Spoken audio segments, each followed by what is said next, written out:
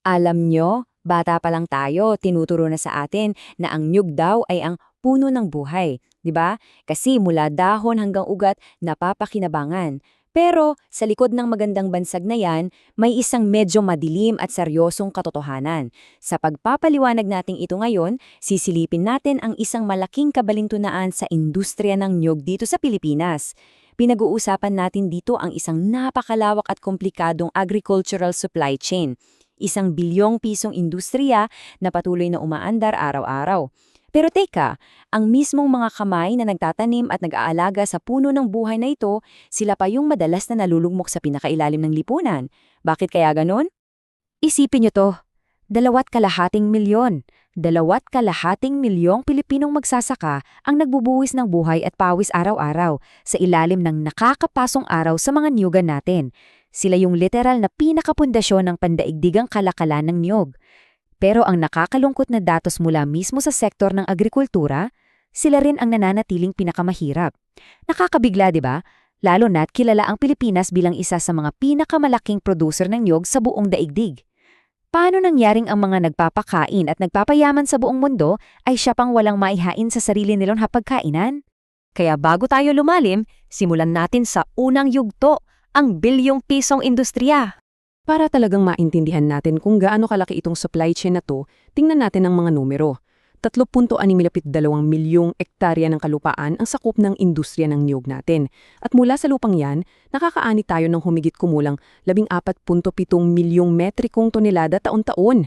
Para mas madaling isipin, kinokontrol natin ang halos 40% ng buong produksyon ng niyog sa buong ASEAN region. Ganun kalaki at kalakas ang makinarya natin.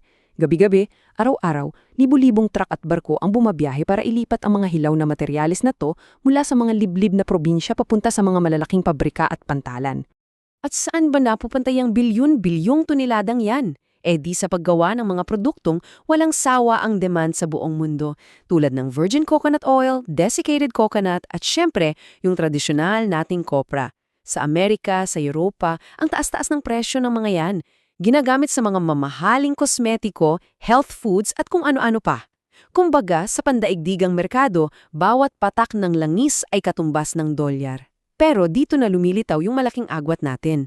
Bakit yung bilyong pesong yaman na naiipon sa dulo ng supply chain biglang napuputol? Hindi ito bumabalik para maramdaman ng mga mismong magsasakang nagtanim ng mga buto nito.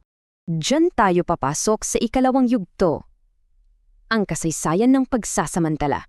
Tingnan nyo itong lumang opisyal na poster ng gobyerno mula pa nung taong 1966. Nakasulat dyan, masagana ang biyaya ng niyogan. Ang ganda ng image, di ba? Parang ang payapa at ang unlad ng buhay ng mga manggagawa sa lupa. Pero, teka, naramdaman ba talaga ng mga inaaping manggagawa sa laylayan yung masaganang biyayang inilalarawan dyan? O baka naman isa lang itong palamuti na nagkukubli sa mapait na katotohanan ng ating agricultural supply chain? Isang sistema kung saan ang presyo ay idinidikta hindi ng naghihirap na magsasaka, kundi ng mga may impluensyang middleman at asendero. Ayon sa pananaliksik ng scholar na si Romeo Peña, ang malupit na realidad ay nananatili hanggang ngayon. Ang naging hatian kasi sa kita mula sa industriya ng kopra ay nakapako sa 70-30. Oo, 70% ang hinahakot ng mga komersyante at may-ari ng lupa, habang ang kakarampot na 30% lang ang inuuwi ng magsasaka. Nakakalungkot, no? Bakit nangyayari to? Dahil mismo ang istruktura ng supply chain natin ang nagdidikta nito. Yung gastos sa pagpapatuyo, sa pagbabana ng ani mula sa bundok at kawalan ng direktang access sa merkado, napipilitan tuloy yung magsasaka na tanggapin kahit anong barat na presyo ng ahente. Ito yung mapang-aping sistemang nagkukulong sa mga henerasyon ng magniniyog sa walang katapusang utang at pananamantala. Pero hindi naman tayo titigil sa lungkot. Dumako tayo sa ikatlong yugto, inobasyon at alternatibong kabuhayan. Para kasi makawala sa nakakasakal na sistema ng kopra, may mga umuusbong na alternatibong diskarte. Base sa isang malalim na market survey ng De La Salle University sa Tacloban, nakita nilang ang paggawa ng lokal na tuba ay nag-aalok ng panibagong direksyon. Halimbawa, yung tinatawag nilang bahal, na ibinuruyang ng 1 hanggang 4 na linggo, kumikita na agad ng 20 pesos kada litro. Tapos kung gagawin mong bahalina na tinaburo mo ng mahigit 40 linggo, aabot na yan ng 80 piso kada galon. Ang punto rito, kapag ang magsasaka ang nagdagdag ng halaga sa sarili nilang ani, sila ang may kontrol. Nababypass nila yung mahabang listahan ng mga middleman. Sinasabayan din ito ng mga modernong solusyon mula sa DOST, tulad ng intercropping, kung saan sinisingitan ng tanim na kakao at saging yung pagitan ng mga niyog. Napakagandang diskarte nito kasi gumagawa ito ng hiwalay na source of income para sa magsasaka sakaling bumagsak ang presyo ng kopra.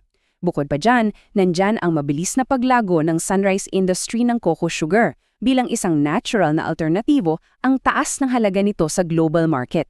Ang layunin ng lahat ng inobasyong ito ay sagarin ang pakinabang sa bawat pulgada ng lupa para masiguro na ang kita mula sa supply chain ay babagsak ng direkta pabalik sa bulsa ng ating mga magsasaka. At bilang pagtatapos, ang kinabukasan ng mga magniniyog.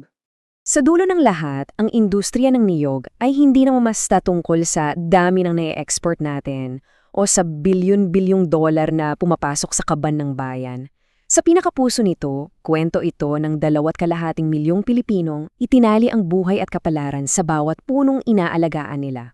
Hindi natin pwedeng ipagmalaki ang isang dambuhalang agricultural supply chain kung ang mismong pundasyon nito ay unti-unting nadudurog sa tindi ng kahirapan, di ba? Ang totoong pag-unlad, dapat umangat ang lahat, mula sa pinakamalaking korporasyon pababa sa pinakasulok ng mga sakahan. Kaya't iiwan ko sa inyo ang malalim na hamong ito para pagnilayan. Uunlad ba talaga ang 1 bilyon pisong industriya kung patuloy na maiiwan sa laylayan ang ating mga magsasaka?